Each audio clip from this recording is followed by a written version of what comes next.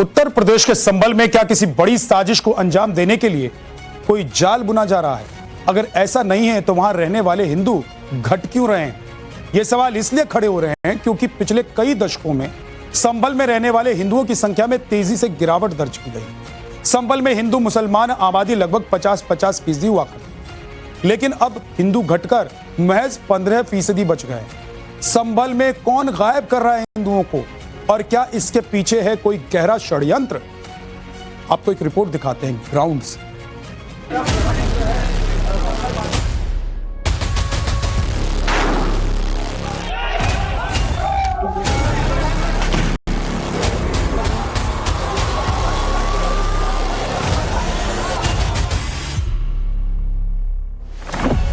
संभल में हिंदू आबादी साल 1947 में 45% थी, साल 2025 में 15%।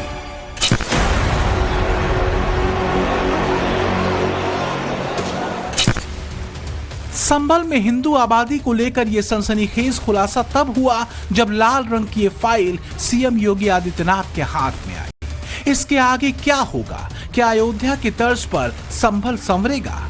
क्या संभल बड़ा यू टर्न लेगा? आपको इन सवालों के जवाब देंगे। जिन लोगों ने संभल के साथ पाप किया था उनको उसके पाप की सजा मिलेगी। जिन लोगों ने भी संभल के विकास से वंचित किया था उनको इसकी कीमत चुकानी पड़ेगी।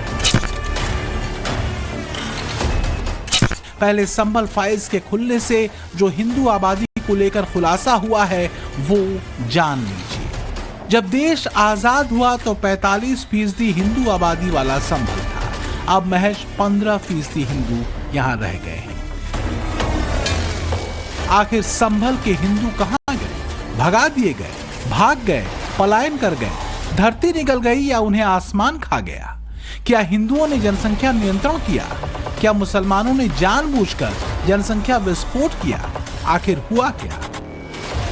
आंकड़ों से तस्वीर साफ है। ये वही संभल है जो नवंबर 2024 की हिंसा के बाद से बार बार सुर्खियों में रहा।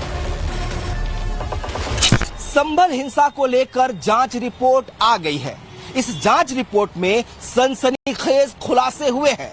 सूत्रों के मुताबिक संभल हिंसा से पहले ये एक साजिश की गई थी और इस बार भी हिंदुओं को ही टारगेट करने का प्लान बनाया गया था। रिटायर्ड जस्टिस देवेंद्र कुमार अरोड़ा की अगुवाई वाली न्यायिक आयोग की रिपोर्ट में ये बातों का जिक्र किया गया है। इस रिपोर्ट में कहा गया है कि हिंसा करने के लिए दंगाइयों को शहर के बाहर से बुलाया गया था, लेकिन सर्वे के दौरान पहले से हिंदू मोहल्लों में मौजूद पुलिस की वजह से इस बार हिंदू बच गए। पिछले साल हिंसा को लेकर रिपोर्ट में क्या कुछ कहा गया है उसका पहला हिस्सा देख लीजिए। 24 नवंबर 2024 को हिंसा हुई थी।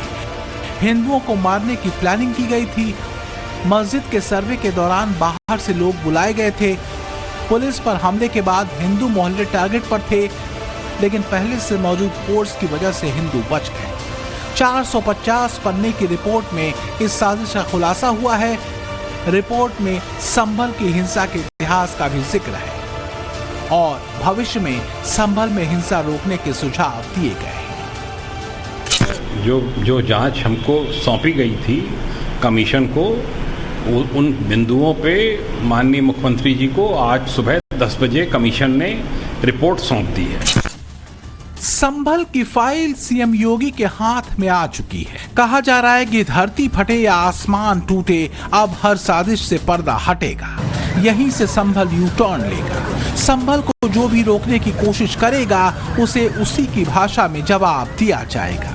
योगी का ये मैसेज पहले से ही लाउड एंड क्लियर है। जितने भी होंगे सब ढूंढेंगे, जितने भी होंगे सब ढूंढेंगे, सब निकालेंगे और दुनिया को बोलेंगे कि भगवान ने जिसको आंखें दी हैं वो आके देखो तो क्या हुआ था संभल। जैसे समझेगा उसको उसी भाषा में समझाना चाहिए। संभल के खिलाफ इतनी बड़ी साजिश किसने रची? सालों तक संभल की डेमोग्राफी को कौन टारगेट करता रहा? संभल फाइल में इन बातों को लेकर भी खुलासे हुए हैं। खुलासा नंबर 1, पठान और तुर्कों के पुराने संघर्ष का शिकार हुआ संभल। तुर्क पठान के बीच हिंसा हुई, लेकिन हिंदू निशाना बनाए गए। खुलासा नंबर 2, 24 नवंबर की हिंसा में भी हिंदुओं को मारने की प्लानिंग थी। बाहर से दंगाई बुलाए गए, लेकिन पुलिस की सतर्कता से हिंदू बच गए। खुलासा नंबर 3, संभल में हिंदुओं के खिलाफ लगातार साजिश की गई। 78 साल में हिंदुओं की आबादी 30% घट गई। खुलासा नंबर 4, कई आतंकी संगठनों का अड्डा बन चुका है संभल। अल-कायदा, हरकतुल मुजाहिदीन जैसे टेरर ग्रुप यहां पर मौजूद हैं। संभल में अवैध हथियार और नारकोटिक्स गैंग एक्टिव। ऐसे कारण क्या हैं कि जो मुस्लिम डोमिनेटेड एरिया हैं वहां पे हिंदू समाज के लोग अपने फंडामेंटल राइट्स, अपने संवैधानिक राइट्स का उपयोग नहीं कर पा रहे हैं? और अगर ऐसा है तो ये बहुत बड़ी चिंता का विषय है। और एसआईटी ने मुझे लगता है इन सारी बातों को ही उजागर किया है। किस तरह से वहां पे टेरर लिंक्स मिल रहे हैं, किस तरह से वहां पे एनआईए की जांच होना इस पूरे टेरर लिंक में बहुत ज्यादा जरूरी है। किस तरह से जो सर्वे टीम वहां पे सर्वे करने गई थी 19 और 24 नवंबर को, उसको टोटल एलिमिनेट करने की पूरी एक साजिश थी। किस तरह से व्हाट्सएप ग्रुप बनाया गया था और वहां से डायरेक्शंस दिए जा रहे थे कि सर्वे टीम को एलिमिनेट किया जाए। संभल को लेकर जो खुलासे हो रहे हैं वो बेहद चौंकाने वाले हैं। जहां कभी आधी आबादी हिंदुओं की हुआ करती थी, वहां आज की तारीख में मुस्लिम आबादी 85% तक पहुंच गई। रिपोर्ट में दावा किया गया है कि संभल में आजादी के बाद 15 दंगे हुए। 1947, 48, 1953, 1958, 1962, 1976, 1978, 1980, 1990, 1992, 1995, 2001, 2019 और 2024। दावा यह भी है कि 1947 से हर दंगे में सिर्फ हिंदू ही मारे गए। संभल के दंगों में अब तक 209 हिंदुओं की हत्या की गई। 1978 में होली के बाद हुए दंगों में 184 हिंदुओं को मारा गया। और ऐसी ही साजिश पिछले साल नवंबर में हिंसा के दौरान रची गई थी, लेकिन योगी की पुलिस ने दंगाइयों के मंसूबे को कामयाब नहीं होने दिया। हमने न्यायिक आयोग को 1978 से लेकर के अब तक जो यहाँ की जनसंख्या में ह्रास हुआ है, हिंदू जनसंख्या में ह्रास हुआ है, उसकी पूरी रिपोर्ट उनको पेश की थी और उन्हें ये बताया था किस प्रकार से यहाँ की डेमोग्राफी को बिगाड़ा गया है और यहाँ पर हिंदुओं का पलायन लगातार होता रहा, ये हमने उनको बताया था। और हमने उनको ये भी बताया कि 1978 से लेकर अब तक कितनी बार हिंदुओं के साथ ऐसा कुठाराघात हुआ कि यहाँ पर 200 से अधिक जनहत्याएं हुई और हमारी जो संपत्ति है उनको भी नुकसान पहुंचाया गया।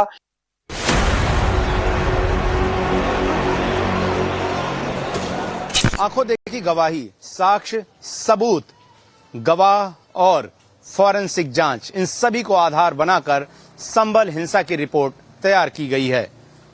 संभल ने आजादी से लेकर अब तक क्या देखा, क्या महसूस किया, उस हर एक कड़ी को जोड़ जोड़ कर ये रिपोर्ट लिखी गई है।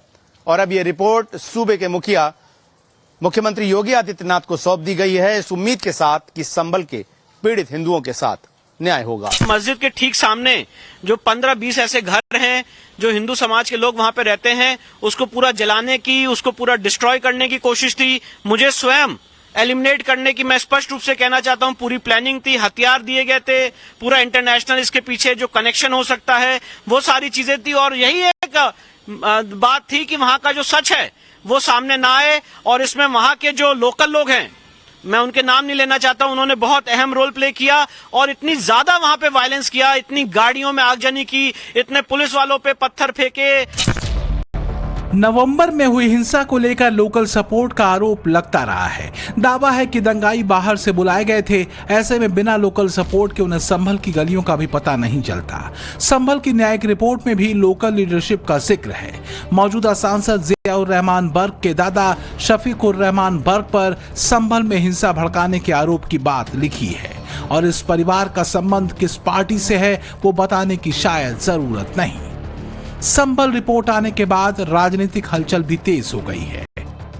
संभल का दंगा पूरी तरह से सुनियोजित था। समाजवादी पार्टी के स्थानीय सांसद मस्जिद के इंतजामिया कमेटी के लोग एलानिया कह रहे थे कि एकत्र हो जाओ और बवाल करो, और उसकी परिणति दंगे के रूप में ही लगातार देखने को मिल रहा है। जब भी कोई बहुत ही विशेष मुद्दा होता है तो उस मुद्दे से भटकाने के लिए भारतीय जनता पार्टी के लोग या उनका गुट कोई ना कोई इस तरह के प्रकरण करता है जो लोगों के बीच में भ्रम फैला सके और सही मुद्दों से ध्यान भटका सके। संभल हिंसा की रिपोर्ट आने के बाद सीएम योगी से संभल को उसकी पहचान वापस दिलाने की उम्मीद और बढ़ गई है। हालांकि उन्होंने नवंबर में हुई हिंसा के बाद अपने पहले संभल दौरे पर ही अपने इरादे जनता के सामने रख दिए थे। पश्चिम की अयोध्या के तर्ज पर विकास का मास्टर प्लान, 659 करोड़ रुपए की योजना की शुरुआत, 222 विकास परियोजनाओं का लोकार्पण और शिलान्यास, 68 तीर्थों और 19 प्राचीन कूपों का पुनरुद्धार और परिक्रमा मार्ग का पुनर्निर्माण। हमारी सरकार ने तय किया है 68 के 68 तीर्थों को, 19 के 19 कूपों को, परिक्रमा मार्ग के पुनरुद्धार का कार्य अब ये डबल इंजन की सरकार उठाएगी। ये हमारा दायित्व भी है, नैतिक कर्तव्य भी है, क्योंकि विकास तभी सार्थक होता है जब वह विरासत के साथ जुड़ती है। अब संभल के खिलाफ साजिश रचने वालों की पूरी डिटेल लाल फाइल में दर्ज हो चुकी है। सीएम योगी इस रिपोर्ट के एक एक पन्ने को स्कैन कर रहे हैं, संकल्प के एक शब्द से उसे जोड़ रहे हैं। इसका अंजाम क्या होगा, इस पर संभल समेत यूपी और पूरे देश की नजर है। लखनऊ से विनोद मिश्रा के साथ ब्यूरो रिपोर्ट, टाइम्स नाउ, नव भारत। संकल्प में आज इतना ही। आप अपना ख्याल रखिए, कल फिर आपसे मुलाकात होगी। तब तक के लिए नमस्कार, शुभ रात्रि।